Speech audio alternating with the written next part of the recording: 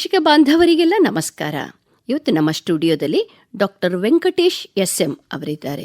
ಇವರು ಹಿರಿಯ ಪಶುವೈದ್ಯಾಧಿಕಾರಿಗಳು, ಪಶು ಆಸ್ಪತ್ರೆ Surathkal.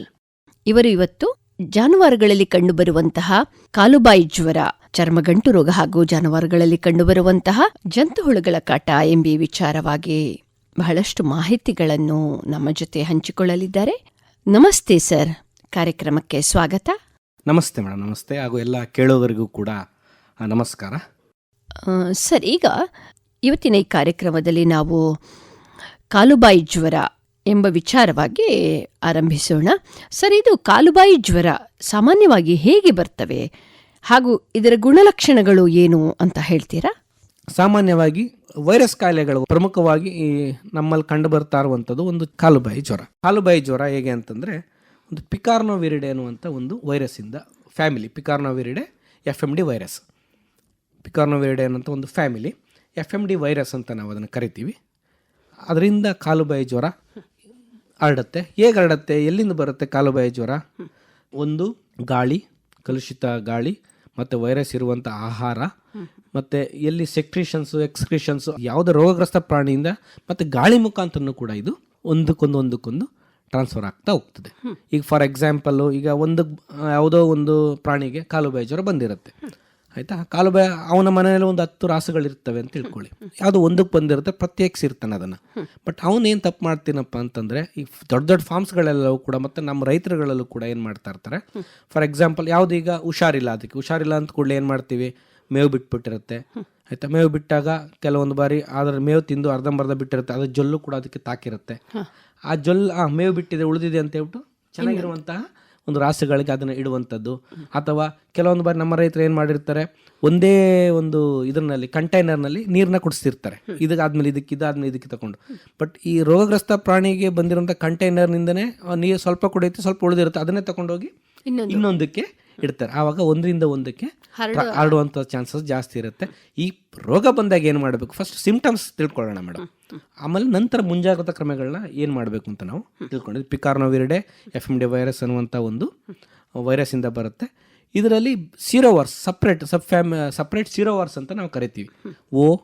A7, SAT1, SAT2, SAT3 ಅಂದರೆ ಸೌತ್ ಅಮೇರಿಕ, ಸಾಧಾರಣ south America SAT1, SAT2, SAT3 ಅಂತ ಹೇಳ್ಬಿಟ್ಟು ಸೀರೋವಾರ್ಸ್ಗಳು ಬರ್ತವೆ. ಬಟ್ ನಮ್ಮ ಈ ಇಂಡಿಯಾದಲ್ಲಿ ಮೇನಾಗಿರುವಂಥದ್ದು ಸೀರೋವಾರ್ಸ್ ಅಂತಂದರೆ A ಮತ್ತು A7. ಅದು ಸಪ್ರೇಟ್ 7 ಸೀರೋವಾರ್ಸ್ ಇದೆ. ಅದರಲ್ಲಿ ನಮ್ಮ ಇಂಡಿಯಾದಲ್ಲಿ ಬರುವಂಥ ಆ ವೈರಸ್ ಸೀರೋವಾರ್ಸು 3 ಮಾತ್ರ. ಆ 3 ಕೂಡ ವ್ಯಾಕ್ಸಿನೇಷನಲ್ಲಿ ನಾವು ಇನ್ಕ್ಲೂಡ್ ಮಾಡಿ, ಆ 3 ಟ್ರೈವ್ಯಾಲೆಂಟ್ ವ್ಯಾಕ್ಸಿನ್ ಅಂತ ನಾವು ಆ 3 ಕೂಡ ಇನ್ಕ್ಲೂಡ್ ಮಾಡಿ ವಿಜ್ಞಾನಿಗಳು ನೋಡಿ ಅದನ್ನು ನಾವು ವ್ಯಾಕ್ಸಿನೇಷನ್ ನಾವು ತಯಾರು ಮಾಡಿರ್ತೀವಿ. ಆ ವ್ಯಾಕ್ಸಿನೇಷನ್ ಕೊಡೋದ್ರಿಂದ ನಮಗೆ ಕಾಲುಬಾಯಿ ಜ್ವರ ರೋಗ ನಿಯಂತ್ರಣಕ್ಕೆ ಬರುತ್ತೆ, ಆಯಿತಾ? ಈಗ ಸದ್ಯದಲ್ಲಿ ನಮ್ಮ ರಾಜ್ಯದಲ್ಲಿ 8ನೇ ಸುತ್ತಿನ ಕಾಲುಬಾಯಿ ಜ್ವರ ಲಸಿಕೆ ಕಾರ್ಯಕ್ರಮ ನಡೀತಿದೆ. ಯಾಕೆ? ಕಾಲುಬಾಯಿ ಜ್ವರ ಬರದಾಗೆ ತಡೆಗಟ್ಟಲಿಕ್ಕೆ ಈ ಒಂದು ವ್ಯಾಕ್ಸಿನೇಷನ್ ಡ್ರೈವ್ನ ನಾವು ಇಡೀ ಕರ್ನಾಟಕದಾದ್ಯಂತ 3ನೇ ತಾರೀಕು ಆಲ್ರೆಡಿ ನವೆಂಬರ್ 3ರಿಂದ ಸ್ಟಾರ್ಟ್ ಮಾಡಿ ಡಿಸೆಂಬರ್ 3 ಮುಗಿಸ್ಬೇಕು ಅಂತ ನಮಗೆ ಸರ್ಕಾರದಿಂದ ಆದೇಶ ಆಗಿದೆ. ಅದನ್ನು ಕೂಡ ನಾವು ಮಾಡ್ತಾ ಇದ್ದೀವಿ. ತಡೆಗಟ್ಟಲಿಕ್ಕೆ ಕಾಲುಬಾಯಿ ಜ್ವರನ ತಡೆಗಟ್ಟಲಿಕ್ಕೆ ವ್ಯಾಕ್ಸಿನೇಷನ್ ಡ್ರೈವ್ನ ನಾವು ಪ್ರತಿಯೊಂದು ಹಳ್ಳಿಗಳಲ್ಲೂ ಕೂಡ, ಪ್ರತಿಯೊಂದು ಸಿಟಿಗಳಲ್ಲಾಗಿರ್ಬೋದು, ಹಳ್ಳಿಗಳಾಗಿರ್ಬೋದು, ದನಗಳನ್ನ ಯಾರ್ಯಾರು ಸಾಕಿದ್ದಾರೆ ಅವ್ರ ಮನೆ ಹತ್ರನೇ ಹೋಗಿ ನಾವು ವ್ಯಾಕ್ಸಿನೇಷನ್ನ ನಾವು ಕೂಡ ಮಾಡ್ತಾ ಇದ್ದೀವಿ. ನನ್ನ ರೈತರಲ್ಲಿ ಮನವಿ ಏನಂತಂದರೆ, ವ್ಯಾಕ್ಸಿನೇಷನ್ ಮಾಡಿಸಿದ್ರೆ ದನಗಳಿಗೆ ತೊಂದರೆ ಆಗ್ತದೆ ಅಥವಾ ಕೆಲವೊಂದು ಬಾರಿ ಹಾಲಿನ ಇಳುವರಿ ಕಡಿಮೆ ಆಗ್ತದೆ, ಆ ರೀತಿ ಎಲ್ಲ ನೀವು ತಪ್ಪು ಕಲ್ಪನೆಗಳನ್ನ ಇಟ್ಕೊಳ್ಬಾರ್ದು. ದಯವಿಟ್ಟು ನಾವು ನಿಮಗೋಸ್ಕರ, ನಿಮ್ಮ ದನಗಳ ರಾಸುಗಳು ಒಳ್ಳೆಯದಾಗಲಿ ಅಂತ, ನಿಮ್ಮ ರಾಸುಗಳಿಗೆ ಕಾಯಿಲೆ ಬರದೇ ಇರಲಿ ಅಂತೇಳಿ ನಾವು ನಿಮ್ಮ ಮನೆಗಳಿಗೆ ನಾವು ಬಂದು ವ್ಯಾಕ್ಸಿನೇಷನ್ನ ಮಾಡಿಕೊಡ್ತಾ ಇದ್ದೀವಿ. ದಯವಿಟ್ಟು ಅದರ ಸದುಪಯೋಗ ಪಡಿಸ್ಕೊಳ್ಬೇಕು. ನೀವು ಯಾವುದೇ ರಿಜೆಕ್ಟ್ ಮಾಡಬಾರ್ದು. ಮತ್ತು 4 ತಿಂಗಳು ಮೇಲ್ಪಟ್ಟು ಎಲ್ಲ ರಾಸುಗಳಿಗೂ ಕೂಡ ನಾವು ವ್ಯಾಕ್ಸಿನೇಷನ್ನ ಕೂಡ ಮಾಡ್ತಾ ಇದ್ದೀವಿ. ಅದೆಲ್ಲ ಮಾಡಿಸ್ಕೊಂಡ್ರೆ ಅಂದರೆ ಇದು ಸಾಮಾನ್ಯವಾಗಿ ಸಾಮಾನ್ಯ ಜಾನುವಾರುಗಳಲ್ಲಿ ಯಾವ ರೀತಿ ಕಂಡು ಬರ್ತವೆ? ಈ ರೋಗ ಬಂತು, ಓಕೆ, ರೋಗ ಬಂದ ಕೂಡಲೇ ಸಿಂಪ್ಟಮ್ಸ್ ಏನು ಸ್ಟಾರ್ಟ್ ಆಗುತ್ತೆ? ಮೊದಲನೇದಾಗಿ ಜ್ವರ ಬರುತ್ತೆ. ಜ್ವರ ಬಂದ ನಂತರ ಆ ಒಂದು ಬೊಬ್ಬೆಗಳಾಗ್ತವೆ. ತುಂಬ ಜ್ವರಕ್ಕೆ ಏನಾಗ್ತದೆ, ನಾಲ್ಗೆ ಮೇಲೆಲ್ಲ ಬೊಬ್ಬೆಗಳಾಗ್ತವೆ. ಅಂದರೆ ನಾವು ಏನಾದ್ರು ಸುಟ್ಟ ಗಾಯಗಳಾದಾಗ ಒಂದು ವಾಟರ್ ಕಂಡಕ್ಟರ್ ನೀರ್ಗುಳ್ಳೆ ಅಂತ ಹೇಳ್ತೀವಿ ನಾವು, ಅದೇ ರೀತಿ ನಾಲ್ಗೆ ಮೇಲೆಲ್ಲವೂ ಕೂಡ ಆಗ್ಬಿಡತ್ತೆ. ಮತ್ತು ಕೆಲವೊಂದು ಬಾರಿ ನಾವು ಹಾಲು ಕರಿತೀವಲ್ಲ, ಮೊಲೆ ತೊಟ್ಟುಗಳಿರುತ್ತಲ್ಲ, ಆ ತೊಟ್ಟುಗಳ ಮೇಲೂ ಕೂಡ ಆ ರೀತಿ ಬೊಬ್ಬೆಗಳು, ನೀರ್ಗುಳ್ಳೆಗಳು ಬಂದುಬಿಡ್ತವೆ. ಆ ನೀರ್ಗುಳ್ಳೆಗಳೇನಾಗ್ತವೆ, ಒಂದು 2 to 3 ಡೇಸಿಗೆ ಒಡೆದೋಗ್ತವೆ. ಒಡೆದೋದಾಗ ಏನಾಗುತ್ತೆ, ಆ ಚರ್ಮದ ಮೇಲೆ ನೀರುಗುಳೆಗಳಾಗಿ ಆ ಚರ್ಮ ಒಡೆದೋದಾಗ, ನಾಲಿಗೆಯ ಚರ್ಮ ಒಡೆದೋದಾಗ ಏನಾಗುತ್ತೆ, ತುಂಬ ಇರಿಟೇಷನ್ ಆಗ್ತಾ ಇರುತ್ತೆ. ಅವಾಗ ಅದು ಜೊಲ್ ಸೋರಿಸ್ತಾ ಇರುತ್ತೆ. ಅದು ಆ ಒಂದು ಸಲೈವ ಬರುತ್ತೆ, ಸಲೈವ ಯಾವಾಗಲೂ ಕೂಡ ಸೋರ್ತಾ ಇರುತ್ತೆ. ಮತ್ತು ನಾಲಿಗೆ ಸ್ವಲ್ಪ ಇನ್ಫೆಕ್ಷನ್ ಆಗಿ ಈ ರೀತಿ ಎಲ್ಲ ಚರ್ಮ ಹೋಗಿರೋದ್ರಿಂದ ಅದಕ್ಕೆ ತಿನ್ನೋಕ್ಕಾಗಲ್ಲ. ಮತ್ತು ಕಾಲು ಗೊರಸು, ಆ ಗೊರಸುಗಳ ಮಧ್ಯದಲ್ಲೂ ಕೂಡ ಆ ಒಂದು ನೀರುಗುಳ್ಳೆಗಳಾಗಿ ಗೊರಸು ಮಧ್ಯದಲ್ಲೂ ಕೂಡ ಗಾಯಗಳಾಗ್ತವೆ. ಅದಕ್ಕೆ ನಾವು ಕಾಲು ಮತ್ತು ಬಾಯಿ ಜ್ವರ, ಕಾಲಲ್ಲೂ ಕೂಡ ಇನ್ಫೆಕ್ಷನ್ ಆಗುತ್ತೆ, ಬಾಯಲ್ಲೂ ಕೂಡ ಇನ್ಫೆಕ್ಷನ್ ಆಗುತ್ತೆ. ಅದಕ್ಕೆ ನಾವು ಕಾಲು ಬಾಯಿ ಜ್ವರ ಅಂತ ನಾವು ಕರಿತೀವಿ. ಆನಂತರ ಆ ಕಾಲು ಗಾಯ ಆದ ಕೂಡಲೇ, ಇನ್ಫೆಕ್ಷನ್ ಆದ ಕೂಡಲೇ ಕೆಲವೊಂದು ಬಾರಿ ಗೊರ್ಸಿರುತ್ತೆ ಮೇಲೆ, ಆ ಗೊರ್ಸೆ ಒಂದು ಕಳೆದು ಬೀಳುವಂಥ ಚಾನ್ಸಸ್ ಇರುತ್ತೆ. ಕೆಲವೊಂದು ಬಾರಿ ತುಂಬ ಇನ್ಫೆಕ್ಷನ್ ಆದಾಗ ನೀರುಗುಳ್ಳೆಗಳು ಆ ಒಂದು ಇದರಲ್ಲಿ ನಾಲಿಗೆನ ಜಾಸ್ತಿ ಆದಾಗ ನಾಲಿಗೆ ಮೇಲಿರುವಂಥ ನಾಲಿಗೆಯ ಮೇಲ್ಪದರನೇ ಕಿತ್ತು ಬಂದು ರಾ ಆಗಿ ಪಿಂಕಿಶ್ ಆಗಿ ಕಾಣುವಂಥ ಸಾಧ್ಯತೆಗಳು ಕೂಡ ಇರುತ್ತೆ. ಕೆಲವೊಂದು ಬಾರಿ ಮೊಲೆ ತೊಟ್ಟುಗಳಿರುತ್ತೆ, ಅದ್ರ ಮೇಲೂ ಕೂಡ ನೀರುಗುಳ್ಳೆಗಳಾಗಿ ಆ ಮೊಲೆ ತೊಟ್ಟಿನ ಚರ್ಮನೂ ಕೂಡ ಕಳಚಿ ಕೆಳಗೆ ಬೀಳುವಂಥ ಸಾಧ್ಯತೆ ತುಂಬ ಇರುತ್ತೆ. ಯಾಕಂದರೆ ಅದರ ಆ ದನಗಳು ನೋಡಿದರೆ ಯಾಕಪ್ಪ ಆದರೂ ಬಂತು ಈ ಕಾಯಿಲೆ ಅನಿಸ್ಬಿಡುತ್ತೆ. ಅಷ್ಟು ಕ್ರೂರವಾಗಿರುತ್ತೆ ಕಾಲುಬಾಯಿ ಜ್ವರ. ಆಯಿತಾ, ಅದಕ್ಕೆ ಇದೆಲ್ಲ ಲಕ್ಷಣಗಳು ಕಾಣುತ್ತೆ. ನೀವು ಹತ್ತಿರದ ಪಶುವೈದ್ಯರನ್ನ ಕಂಡು ಅದಕ್ಕೆ ಬೇಕಾದ ಚಿಕಿತ್ಸೆಯನ್ನು ಕೊಡಿಸ್ಬೇಕಾಗ್ತದೆ. ಈ ಕಾಲುಬಾಯಿ ಜ್ವರ, ಕೆಲವೊಂದು ಕಾಲುಬಾಯಿ ಜ್ವರದಿಂದ ಸಾಯುವಂಥದ್ದು ಸ್ವಲ್ಪ ಕಡಿಮೆ. ಸರ್, ಈಗ ಕಾಲುಬಾಯಿ ಜ್ವರ ಏನಿದೆ, ಇದು ದೊಡ್ಡದಾದ ದನಗಳಲ್ಲಿ ಮಾತ್ರ ಕಂಡುಬರುವುದು ಅಥವಾ ಕರುಗಳಲ್ಲಿ ಸಹ ಕಂಡುಬರುವ ಚಾನ್ಸಸ್ ಇವೆಯಾ, ಹೇಗೆ? ಈ ಕಾಲುಬಾಯಿ ಜ್ವರ ಆ ಕರುಗಳಿಗೆ ಏನಾದರೂ ಬಂತು ಅಂತಂದರೆ, ಆ ಕಾಲುಬಾಯಿ ಜ್ವರದ ವೈರಸ್ಸು ಎಂಡೋಕಾರ್ಡೈಟಿಸ್ ಅಂತ ಹೇಳ್ತೀವಿ. ಅಂದರೆ ಹಾರ್ಟ್ ಮೇಲೆ, ಹೃದಯದ ಮೇಲೆ ಪ್ರಭಾವ ಬೀರಿ ಸಣ್ಣ ಕರುಗಳಲ್ಲಿ ಸಾಯುವಂಥ ಚಾನ್ಸಸ್ ಜಾಸ್ತಿ ಇರುತ್ತೆ. ದೊಡ್ಡ ಉದರಲ್ಲಿ ಯೂಶ್ವಲಿ ಸಾಯಲ್ಲ. ಕೆಲವೊಂದು ಬಾರಿ ಅತಿ ಕಡಿಮೆ ಅತಿ ವಿರಳ ಅದು ಆಗುವಂಥದ್ದು, ಸಾಯುವಂಥದ್ದು. ಅದರಿಂದ ನೀವು ಚಿಕಿತ್ಸೆನ ಕೊಡಿಸ್ಕೊಂಡು, ಬಟ್ ಮ್ಯಾನೇಜ್ಮೆಂಟ್, ಇದು ಆಫ್ಟರ್ ಎಫೆಕ್ಟ್ ಹೇಗಿರುತ್ತೆ ಅಂತಂದರೆ, ಒಂದ್ಸಲಿ ನಾವು ಕಾಲುಬಾಯಿ ಜ್ವರ ಬಂತಂದ ಕೂಡಲೇ ನೆಕ್ಸ್ಟ್ ಅದು ಬ್ರೀಡಿಂಗಿಗೆ ಆಗಲ್ಲ, ತಕ್ಷಣ ಅದು ಗಬ್ಬ ಕಟ್ಟಲ್ಲ, ಪ್ರೆಗ್ನೆನ್ಸಿ ನಿಲ್ಲಲ್ಲ, ಹಾಲಿನ ಇಳುವರಿ ತುಂಬ ಕಡಿಮೆ ಆಗಿಬರುತ್ತೆ. ಮತ್ತು ದನಗಳ ಕೋಟ್ ಹೇರ್ಸ್ ಇರುತ್ತಲ್ಲ, ಅದೆಲ್ಲವೂ ಕೂಡ ರಫ್ ಹೇರ್ ಕೋಟ್ ಅಂತ ಹೇಳ್ತೀವಿ ನಾವು. ಎಲ್ಲ ಅದು ಕ್ವಾಲಿಟಿನೇ ಹಾಳಾಗ್ಬಿಡುತ್ತೆ, ದನದ ಕ್ವಾಲಿಟಿನೇ ಹಾಳಾಗ್ಬಿಡುತ್ತೆ. ಮತ್ತು ಥೈರಾಯ್ಡ್ ಗ್ಲ್ಯಾಂಡ್ಗೂ ಕೂಡ ಅದು ಅಫೆಕ್ಟ್ ಮಾಡೋದ್ರಿಂದ ಯಾವಾಗಲೂ ಬಾಯ ತೆರೆದು ಸೆಂಗ್ತಾ ಇರುತ್ತೆ, ಜೊಲ್ಸ್ ತೋರಿಸ್ತಾ ಇರುತ್ತೆ. ಮತ್ತು ಆ ಒಂದು ಅಫೆಕ್ಟ್ ಆದಂತಹ ಆ ಕಾಯಿಲೆಯಿಂದ ಗುಣ ಆದಂತಹ ರಾಸುಗಳಲ್ಲೂ ಕೂಡ ಒಂದರಿಂದ ಸ್ವಲ್ಪ ದಿನ, 1-2 ತಿಂಗಳು 3 ತಿಂಗಳಷ್ಟು ವೈರಸ್ಸು ಹೊರಗಡೆ ಬರ್ತಾ ಇರೋದ್ರಿಂದ ಅದರಿಂದನೂ ಕೂಡ ಬೇರೆ ರಾಸುಗಳಿಗೂ ಕೂಡ ಹರಡುವಂಥ ಸಾಧ್ಯತೆ ಇರುತ್ತೆ. ಸರ್, ನೀವು ಈಗ ಬಹಳಷ್ಟು ಮಾಹಿತಿಗಳನ್ನು ಕೊಟ್ರಿ. ಕಾಲುಬಾಯಿ ಜ್ವರ ಬಂದ ನಂತರ ವೈದ್ಯಾಧಿಕಾರಿಗಳನ್ನು ಕಂಡು ಅವರ ಸಲಹೆಯಂತೆ ಔಷಧಿಗಳನ್ನು ಕೊಡ್ತಾ ಹೋಗಬೇಕು. ಆ ನಂತರ ಜಾನುವಾರುಗಳನ್ನು ಯಾವ ರೀತಿಯಲ್ಲಿ ನೋಡಿಕೊಳ್ಬೇಕು? ಈ ಸಿಂಪ್ಟಮ್ಸ್ ಆದ ಕೂಡಲೇ ಟ್ರೀಟ್ಮೆಂಟು.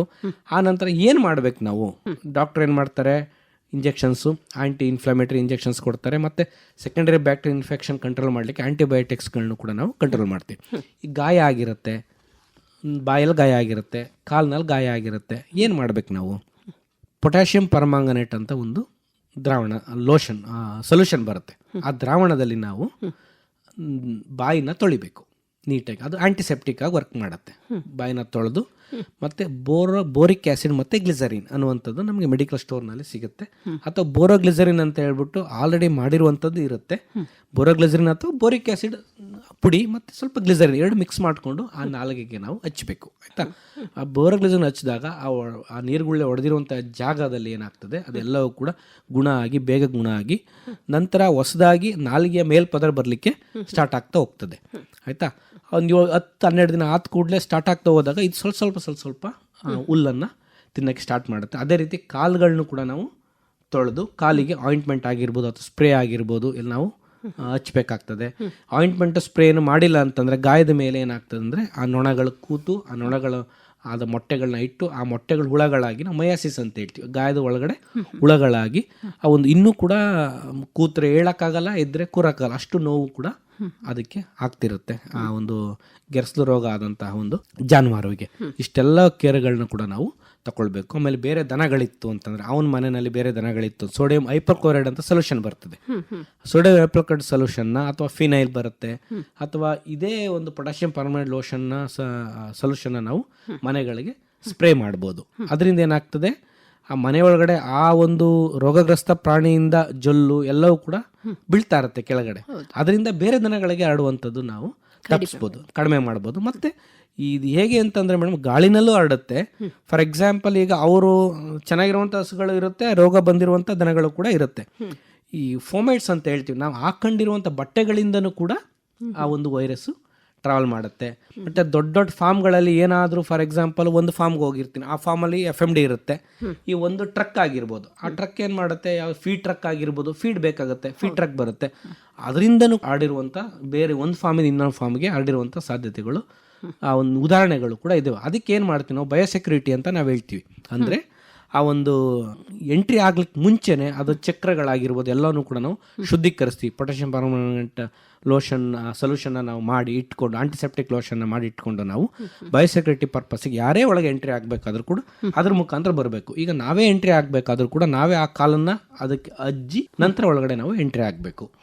ಈ ರೀತಿ ಎಲ್ಲ ಒಂದು ಫಾರ್ಮಿಂದ ಇನ್ನೊಂದು ಫಾರ್ಮ್ ಟ್ರಾನ್ಸ್ಫರ್ ಆಗಿರುವಂಥದ್ದು, ಅಥವಾ ಒಂದು ರೈತನ ಮನೆಯಿಂದ ಇನ್ನೊಂದು ರೈತನ ಮನೆಗೆ ಬಂದಿರುವಂಥದ್ದು. ಯಾಕಂದರೆ ಈಗ ಚೆನ್ನಾಗಿರೋ ರೈತನ ಮನೆ, ಅವನ ಮನೇಲಿ ಏನಾಗಿದೆ ಅಂತ ನೋಡ್ಲಿಕ್ಕೆ ಈ ಮನೆಗೆ ಬರ್ತಾನೆ, ಇಲ್ಲಿಂದ ಏನು ಮಾಡ್ತಾನೆ, ಅವನು ವೈರಸ್ನ ಕ್ಯಾರಿ ಮಾಡ್ತಾನೆ, ಹರಡುವ ಚಾನ್ಸಸ್ ಇರ್ತದೆ.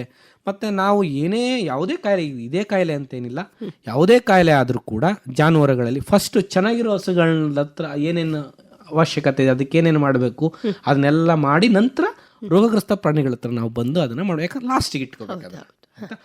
ಫಸ್ಟ್ ಇದು ರೋಗ ಬಂದಿದೆ ಅಂತ ಹೇಳ್ಬಿಟ್ಟು ಇರ್ಬೋದು. ಈಗ ಸ್ಟಾರ್ಟಿಂಗು ರೋಗ ಬಂದಾಗ ನಾವು ಗೊತ್ತಿರಲ್ಲ, ಮಾಡಿರಲ್ಲ ಅಂತಂದಾಗ ಅದಕ್ಕೆ ಬೇಕಾದೆಲ್ಲ ಮಾಡಿಬಿಟ್ಟು ನಂತರ ನಾವು ನೀಟಾಗಿ ಅದಕ್ಕೆ ಒಂದು ಆಂಟಿಸೆಪ್ಟಿಕ್, ಡೆಟಾಲ್ ಸೋಪು ಈ ರೀತಿ ಹಾಕಿ ಕೈ ತೊಳೆದು ಶವರ್ ಮಾಡ್ಕೊಂಡು ಬಟ್ಟೆನ ಬದಲಾಯಿಸಿ ಬೇರೆ ಕಡೆ ನಾವು ಹೋಗ್ಬೇಕಂದ್ರೆ ಇದು ಒಬ್ಬರಿಂದ ಒಂದಕ್ಕೆ ಫೊಮೆಟ್ಸಿಂದ ಹರಡುತ್ತೆ, ಗಾಳಿಯಿಂದ ಹರಡುತ್ತೆ. ಇದನ್ನೆಲ್ಲನೂ ಕೂಡ ನಾವು ಆ ಒಂದು ಜೊಲ್ಲಲ್ಲಿ ಬರುವಂಥದ್ದು ಸೆಕ್ರೇಷನ್ಸ್ ಎಲ್ಲಂದ್ರೂ ಆಡೋದ್ರಿಂದ ಅದನ್ನು ತಡೆಗಟ್ಬೋದು. ಬಟ್ ಗಾಳಿಯಿಂದ ಬರುವಂಥದ್ದನ್ನ ಸ್ವಲ್ಪ ತಡೆಗಟ್ಟಕ್ಕಾಗಲ್ಲ. ಅದರಿಂದ ನಾವು ತಡೆಗಟ್ಟಬೇಕು ಅಂದರೆ ವ್ಯಾಕ್ಸಿನೇಷನ್ ಒಂದೇ ಪರಿಹಾರ. ವ್ಯಾಕ್ಸಿನೇಷನ್ ಒಂದೇ ಪರಿಹಾರ. ಪ್ರತಿ 6 ತಿಂಗಳಿಗೊಮ್ಮೆ ಈಗ ಒಂದ್ಸಲ ವ್ಯಾಕ್ಸಿನೇಷನ್ ಕೊಟ್ಟು ಕೂಡ ಅದು ಲೈಫ್ ಟೈಮ್ ಇಮ್ಯುನಿಟಿ ಇರುತ್ತೆ ಅಂತಲ್ಲ. ಪ್ರತಿ 6 ತಿಂಗಳಿಗೊಮ್ಮೆ ನಾವು ವ್ಯಾಕ್ಸಿನೇಷನ್ನ ಕೊಡ್ತಾನೆ ಬಂದಿದ್ದೀವಿ. ಕೊಡ್ತಾ ಬಂದಿರೋದ್ರಿಂದ ಈಗ ನಮ್ಮಲ್ಲಿ ಏನಾಗಿದೆ ಅಂದರೆ, ಕರ್ನಾಟಕ ರಾಜ್ಯದಲ್ಲಿ 80-90% ಹರ್ಡ್ ಇಮ್ಯುನಿಟಿ ಅಂತ ಹೇಳ್ತೀವಿ. ಕೊಟ್ಟಂತಹ ಎಲ್ಲ ಪ್ರಾಣಿಗಳಲ್ಲೂ ಕೂಡ 80-90% ಒಂದು ರೋಗ ನಿರೋಧಕ ಶಕ್ತಿ ಅದರಲ್ಲಿ ಬಂದಿದೆ. ಆಯಿತಾ?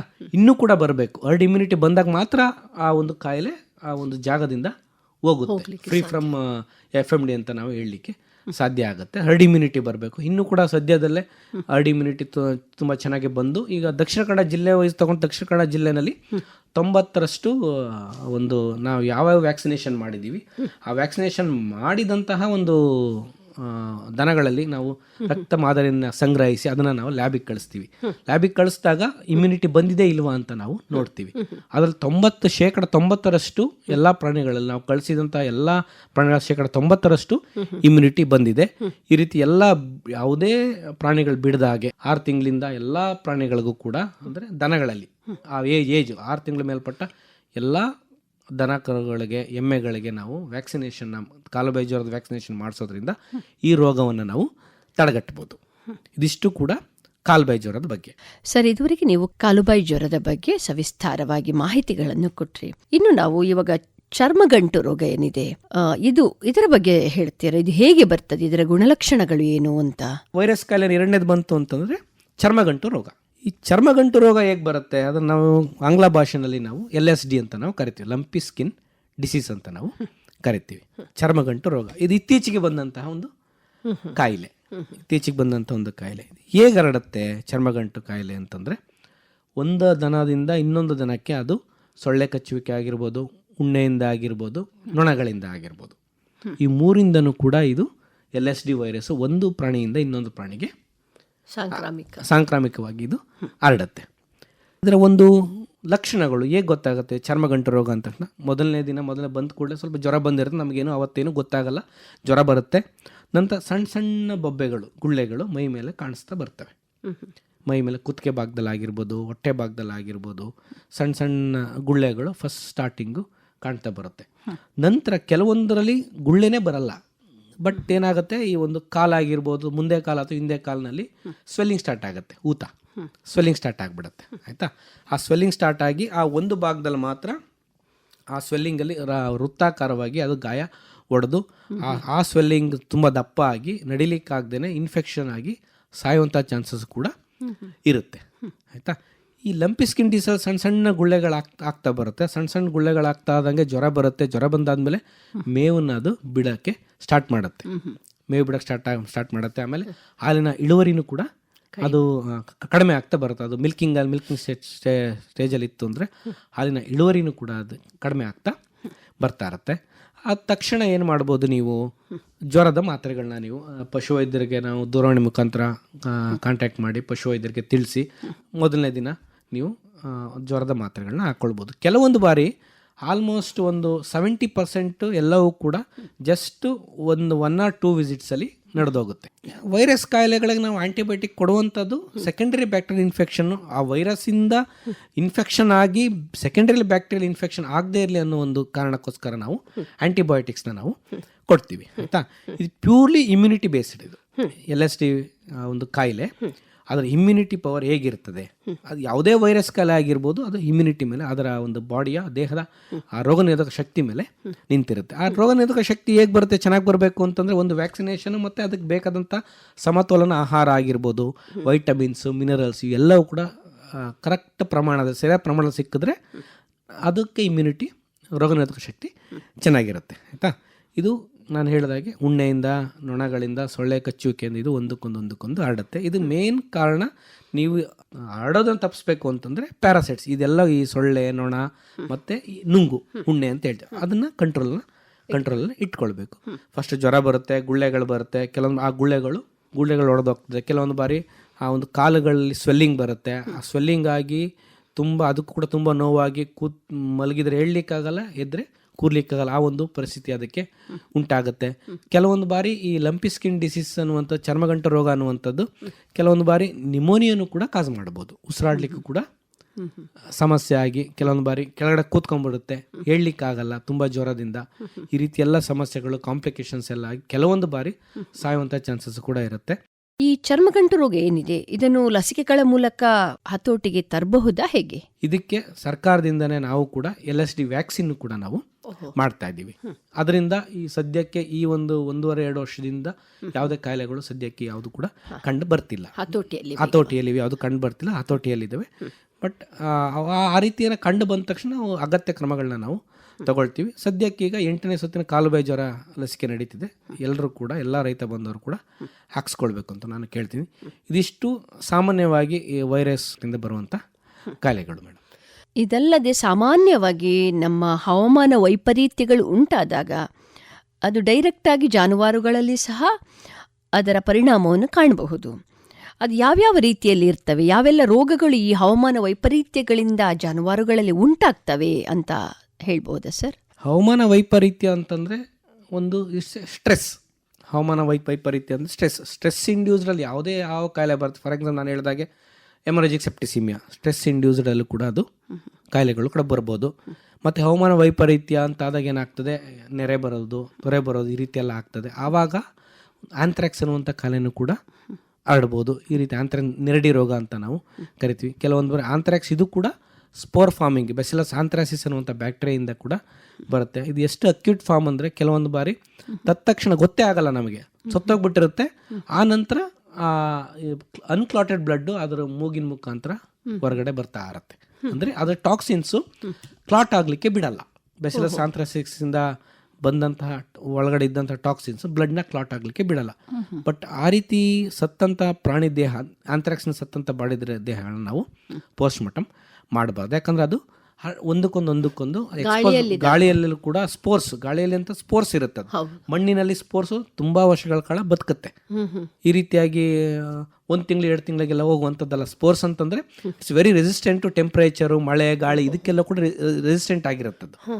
ಅದಕ್ಕೋಸ್ಕರ ಅದನ್ನು ನಾವು ಗುಂಡಿಯನ್ನು ತೆಗೆದು, ಒಂದು 7 ಅಡಿ ಗುಂಡಿನ ತೆಗೆದು ಅದಕ್ಕೆ ಹಾಕಿ, ನಂತರ ಲೇಯರ್ ಬೈ ಲೇಯರು ಏನು ಹೇಳ್ತೀವಿ ನಾವು, ಮಣ್ಣು ಉಪ್ಪು ಸುಣ್ಣ, ಈ ಲೇಯರ್ ಬೈ ಲೇಯರ್ ಹಾಕಿ ನಾವು ಅದನ್ನು ಮುಚ್ಚಬೇಕಾಗ್ತದೆ. ಮತ್ತು ಸುತ್ತ ಕೆಮಿಕಲ್ನ ಸಿಂಪಡಿ, ಬೇರೆ ಜಾನುವಾರುಗಳು ಅದರ ಹತ್ರ ಬರ್ದೇ ಇರಲಿ ಅಂತ ಹೇಳ್ಬಿಟ್ಟು ಆ ರೀತಿ ಸಿಂಪಡಣೆ ಮಾಡಿ ಅದನ್ನು ನಾವು ಮಣ್ಣು ಮಾಡ್ತೀವಿ ಮೇಡಮ್.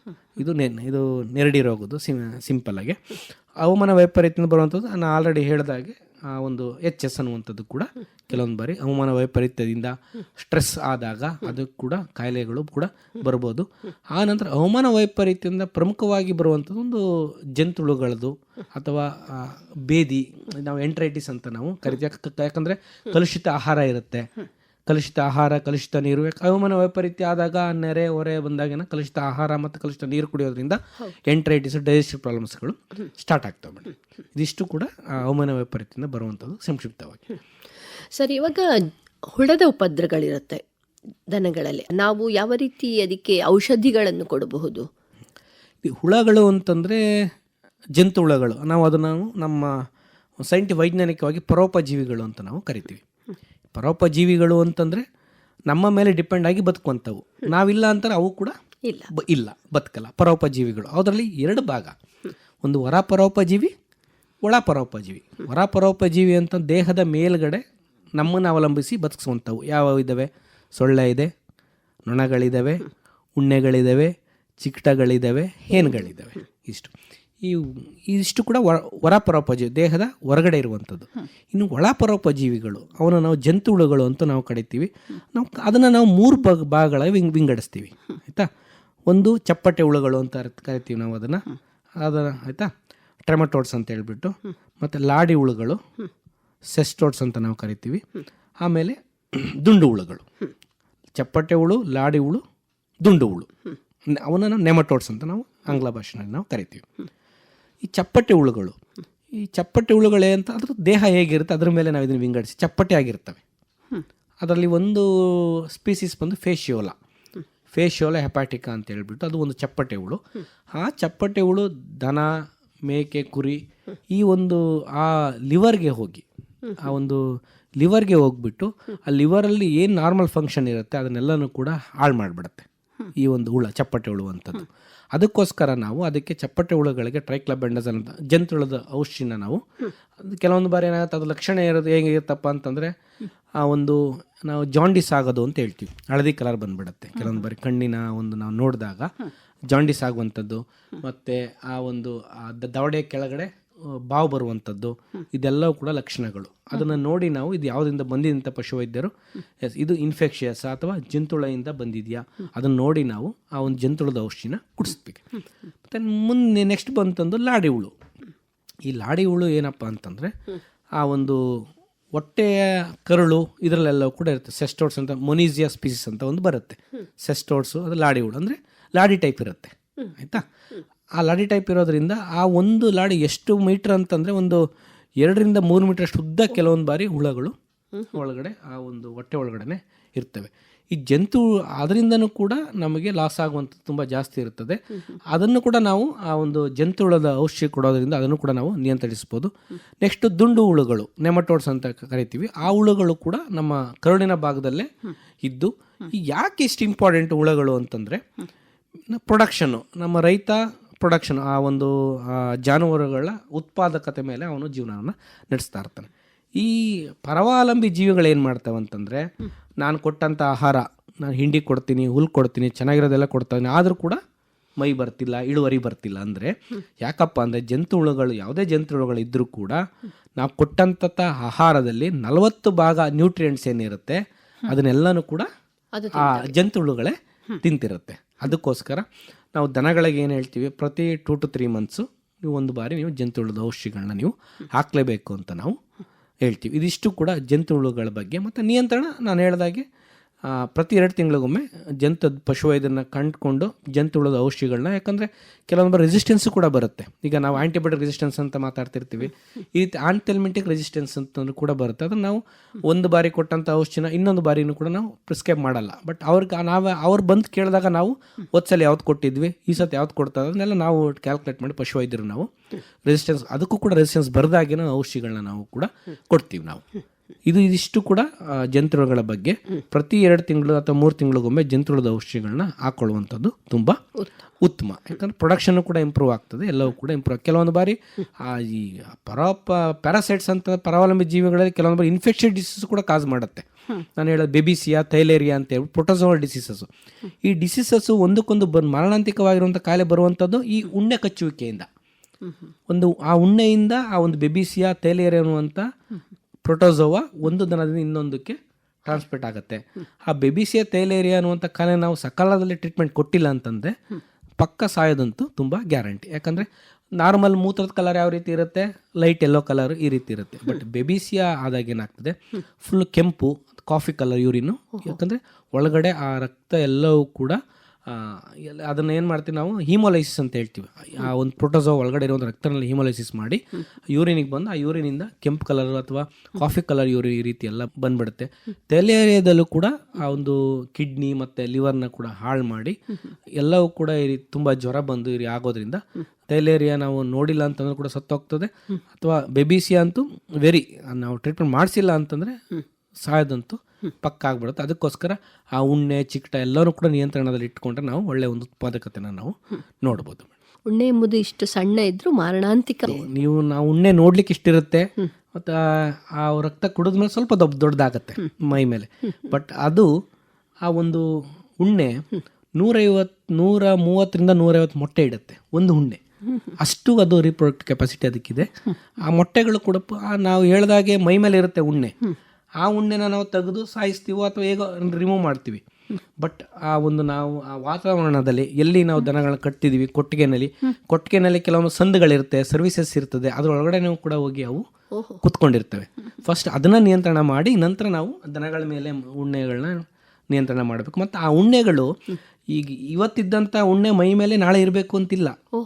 ಅದು ಫೀಡಿಂಗ್ ಮಾಡುತ್ತೆ, ಅದ್ರ ಫೀಡಿಂಗ್ ಆದಮೇಲೆ ಕೆಳಗಡೆ ಬಿದ್ದು ಹೋಗಿ ಆ ಒಂದು ಸಂಧಿ ಅಥವಾ ಸರ್ವಿಸಸ್ ಎಲ್ಲ ಅದು ಕುತ್ಕೊಂಡ್ಬಿಡುತ್ತೆ. ಇದು ಅದ್ರ ನೇಚರ್ ಆಯಿತಾ. ಆ ಉಣ್ಣೆಗಳ ಫಾರ್ ಎಕ್ಸಾಂಪಲು ನನ್ನ ದನಗಳಿಗೆ ಬೆಬಿಸಿಯಾ ಕಾಯಿಲೆ ಯಾಕೆ ಬಂತು, ಉಣ್ಣೆಗಳಿರಲಿಲ್ಲ. ಉಣ್ಣೆಗಳು ಇರಲೇಬೇಕು ಅಂತೇನಿಲ್ಲ. ಯಾವಾಗಾದರೂ ಬಂದು ಕಚ್ಚಿದಾಗ ಆ ರಕ್ತ ಕುಡಿಯಬೇಕಾದ್ರೆ ಆ ಒಂದು ಪ್ರೋಟೋಜೋವನ್ನ ಅದಕ್ಕೆ ಇಂಜೆಕ್ಟ್ ಮಾಡಿ ಹೋಗಿರ್ಬೋದು. ಹೌದು. ಈ ಉಣ್ಣೆಗಳನ್ನು ಯಾವ ರೀತಿ ಹತೋಟಿ ಮಾಡಬಹುದು? ಉಣ್ಣೆಗಳನ್ನ ಹತೋಟಿ ಮಾಡೋದು ಅಂತಂದರೆ ಒಂದು ಇನ್ಸೆಕ್ಟಿಸೈಡ್ಸ್ ಅಂತ ನಮ್ಮ ಆಸ್ಪತ್ರೆನಲ್ಲಿದೆ. ಇನ್ಸೆಕ್ಟಿಸೈಡ್ಸ್ ಔಷಧಿಗಳನ್ನ ನಾವು ಅದರ ಮೇಲೆ ಪೋರನ್ ಅಂತ ಬರುತ್ತೆ, ಔಷಧಿಗಳು ಕೂಡ ನಮ್ಮಲ್ಲಿ ಬರುತ್ತೆ, ಸೈಪರ್ಮೆತ್ರಿನ್ ಪರ್ಮೆತ್ರಿನ್ ಅಂತೆಲ್ಲ ಬರುತ್ತೆ. ಅದನ್ನು ನಾವು 1 ಲೀಟರ್ ನೀರಿಗೆ 3ರಿಂದ 4 ml ಮಿಕ್ಸ್ ಮಾಡಿಕೊಂಡು ಆ ಮೈ ಮೇಲೆ ಸ್ಪ್ರೇ ಮಾಡಬೇಕು. ಇನ್ಸೆಕ್ಟಿಸೈಡ್ಸ್ ಆ ಮೈ ಮೇಲೆ ಇದ್ದಂಥ ಉಣ್ಣೆಗಳು, ನೊಣಗಳು ಮತ್ತು ಆ ಒಂದು ಸೊಳ್ಳೆಗಳು ಬಂದು ಕೂರಲ್ಲ. ಅಥವಾ ಆ ಉಣ್ಣೆಗಳು ಹೇನುಗಳಿತ್ತು ಅಂತಂದರೆ ಸತ್ತೋಗ್ತವೆ. ಅದನ್ನು ಪ್ರತಿ ಒಂದು ವಾರಕ್ಕೆ 1-2 ಬಾರಿ ಅದನ್ನು ನಾವು ಮಾಡ್ತಾ ಇರಬೇಕು. ಮತ್ತು ಜೊತೆಗೆ ಆ ಒಂದು ಸರೌಂಡಿಂಗಲ್ಲಿ ನಾವೆಲ್ಲಿ ಕೊಟ್ಟಿಗೆ ಇದೆಯಲ್ಲ, ಕೊಟ್ಟಿಗೆಯಲ್ಲೂ ಕೂಡ ನಾವು ಸ್ಪ್ರೇ ಮಾಡಿಕೊಂಡು ಅಲ್ಲಿ ಫಸ್ಟ್ ನಿಯಂತ್ರಣ ಮಾಡಿಕೊಂಡ್ರೆ ಇದ್ರೂ ಕೂಡ ನಿಯಂತ್ರಣ ಬರುತ್ತೆ. ಇಲ್ಲ ನಾವು ಬರೀ ದನಗಳ ಮೇಲೆ ನಾವು ಸ್ಪ್ರೇ ಮಾಡಿಬಿಟ್ಟು ಮತ್ತು ಕೊಟ್ಟಿಗೆನಲ್ಲಿ ಎಲ್ಲ ಉಣ್ಣೆಗಳು ಆ ರೀತಿ ಇತ್ತು ಅಂದರೆ ಪುನಃ ಉಣ್ಣೆಗಳು ಮೈ ಮೇಲೆ ಕೂತ್ಕೊಳ್ಳುತ್ತೆ. ಮತ್ತು ಈ ಕಾಡಂಚಿನ ಗ್ರಾಮಗಳಿಗೆ ಉಣ್ಣೆಗಳ ಇದು ತುಂಬ ಜಾಸ್ತಿ. ದಕ್ಷಿಣ ಕನ್ನಡ ಜಿಲ್ಲೆಯಲ್ಲಿ ಕಾಡು, ಪಶ್ಚಿಮ ಘಟ್ಟ ಎಲ್ಲ ಇರೋದ್ರಿಂದ ಕಾಡಂಚಿನ ಗ್ರಾಮಗಳಲ್ಲಿ ಉಣ್ಣೆಗಳು ಕಾಮನ್ನು. ಅದಕ್ಕೋಸ್ಕರ KFD ಅಂತ ಒಂದು ಕ್ಯಾಶನಲ್ ಫಾಸ್ಟ್ ಡಿಸೀಸ್ ಅಂತ ಹೇಳ್ಬಿಟ್ಟು, ಅದು ಝೂನೋಟಿಕ್ ಡಿಸೀಸ್, ಮಂಗನ ಕಾಯಿಲೆ ಅಂತ ನಾವು ಕರಿತೀವಿ. ಉಣ್ಣೆಯಿಂದ ಹರಡುವಂಥದ್ದು. ಇದು ಕೂಡ ಈಗ ಉಡುಪಿ, ಶಿವಮೊಗ್ಗ ಈ ಡಿಸ್ಟ್ರಿಕ್ಗಳೆಲ್ಲ ಇದು ಕೂಡ ಉಣ್ಣೆಯಿಂದ ಹರಡುವಂಥ ಒಂದು ಕಾಯಿಲೆ, ಹ್ಯೂಮನ್ ಡಿಸೀಸ್ ಕೂಡ ಇದು. ಅದಕ್ಕೆ ಉಣ್ಣೆನೂ ಕೂಡ ಕಾರಣ ಆಗುತ್ತೆ. ಈ ರೀತಿಯ ಕೆಲವೊಂದು ಕಾಯಿಲೆಗಳು ಒಂದಕ್ಕೊಂದು ಹರಡುತ್ತೆ. ಅದಕ್ಕೆ ಯಾಕೆ ಬರ್ತಿದೆ ಮಂಗನ ಕಾಯಿಲೆ, ಯಾಕೆ ಇದೇ ಜಾಗದಲ್ಲಿ ಬರ್ತಿದೆ ಅಂತಂದರೆ ಕಾಡು, ಪಶ್ಚಿಮ ಘಟ್ಟ ಇದೆ, ಕಾಡುಗಳಿದೆ. ಆ ಕಾಡುಗಳಿದ್ದ ಜಾಗದಲ್ಲಿ ಉಣ್ಣೆಗಳು ತುಂಬ ಜಾಸ್ತಿ. ಆ ಉಣ್ಣೆಗಳನ್ನ ಹತೋಟಿ ಕ್ರಮಗಳು ನಾವು ಸ್ಪ್ರೇ ಮಾಡಿಕೊಂಡು ಆ ಉಣ್ಣೆಗಳನ್ನ ಹತೋಟಿ ಕ್ರಮಗಳನ್ನು ತಗೋಬೇಕು. ಹರಡುವ ಮೊದಲೇ ಹತೋಟಿಯಲ್ಲಿ ಇಟ್ಕೊಂಡ್ರೆ ಎಲ್ಲವೂ ಕೂಡ ನಾವು ಒಂದು ಸೇಯಿಂಗ್ ಇದೆ, prevention is better than cure ಅಂತ ಹೇಳ್ಬಿಟ್ಟು ಅದನ್ನು ಮಾಡಿಕೊಂಡ್ರೆ ತುಂಬ ಒಳ್ಳೆಯದು. ರೈತ ಮಿತ್ರರೇ, ಡಾಕ್ಟರ್ ವೆಂಕಟೇಶ್ SM ಇವರನ್ನು ಸಂಪರ್ಕಿಸಬೇಕಿದ್ದಲ್ಲಿ ಅವರ ದೂರವಾಣಿ ಸಂಖ್ಯೆ 9632550628. ಸರಿ ಸರ್, ಇದುವರೆಗೆ ನೀವು ನಮ್ಮ ಸ್ಟುಡಿಯೋಗೆ ಬಂದು ಇಷ್ಟೊತ್ತು ಮಾತನಾಡಿದ್ದಕ್ಕೆ ತಮಗೆ ತುಂಬ ಹೃದಯದ ಧನ್ಯವಾದಗಳು. ಧನ್ಯವಾದಗಳು ಮೇಡಮ್. ಎಲ್ಲ ಕೇಳೋರಿಗೂ ಕೂಡ ಧನ್ಯವಾದಗಳು. ಆತ್ಮೀಯ ಕೇಳುಗರೆ, ಇದುವರೆಗೆ ಡಾಕ್ಟರ್ ವೆಂಕಟೇಶ್ SM, ಹಿರಿಯ ಪಶುವೈದ್ಯಾಧಿಕಾರಿಗಳು, ಪಶು ಆಸ್ಪತ್ರೆ ಸುರತ್ಕಲ್ ಇವರು ನಮ್ಮ ಜೊತೆ ಜಾನುವಾರುಗಳಲ್ಲಿ ಕಂಡುಬರುವಂತಹ ಕಾಲುಬಾಯಿ ಜ್ವರ, ಚರ್ಮಗಂಟು ರೋಗ ಹಾಗೂ ಜಾನುವಾರುಗಳಲ್ಲಿ ಕಂಡುಬರುವಂತಹ ಜಂತುಹುಳುಗಳ ಕಾಟ ಎಂಬ ವಿಚಾರವಾಗಿ ಮಾತನಾಡಿದ್ರು. ಕಾರ್ಯಕ್ರಮದ ನಿರ್ದೇಶನ PV ಪ್ರಶಾಂತ್ ಕುಮಾರ್. ಮುಂದಿನ ಕೃಷಿ ರಂಗದಲ್ಲಿ ಕಾಣೋ ತನಕ ನಮಸ್ಕಾರ.